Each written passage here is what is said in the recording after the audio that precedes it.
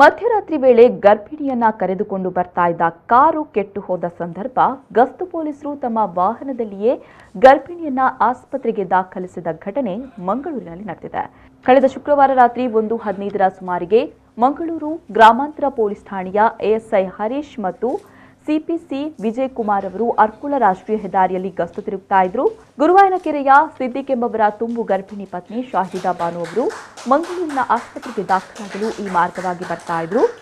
ಅರ್ಕುಳ ಬಳಿ ಅವರ ಕಾರು ಕೆಟ್ಟು ಹೋಗಿದ್ದು, ಅದೇ ಪ್ರದೇಶದಲ್ಲಿ ಬರ್ತಾ ಇದ್ದ ಪೊಲೀಸರು ಅವರನ್ನ ಕಂಡು ತಮ್ಮ ವಾಹನದಲ್ಲಿ ಕರೆದುಕೊಂಡು ಹೋಗಿ ಆಸ್ಪತ್ರೆಗೆ ದಾಖಲಿಸಿದ್ದಾರೆ. ಪೊಲೀಸರ ಕಾರ್ಯವನ್ನು ಮೆಚ್ಚಿ ನಗರ ಪೊಲೀಸ್ ಆಯುಕ್ತ ಶಶಿಕುಮಾರ್ ಇಬ್ಬರು ಸಿಬ್ಬಂದಿಯನ್ನ ಸನ್ಮಾನಿಸಿದ್ದಾರೆ. ಇವರ ಈ ಕಾರ್ಯಕ್ಕೆ ಕಮಿಷನರ್ ಅವರು ಮೆಚ್ಚುಗೆಯನ್ನ ಕೂಡ ವ್ಯಕ್ತಪಡಿಸಿದ್ದಾರೆ.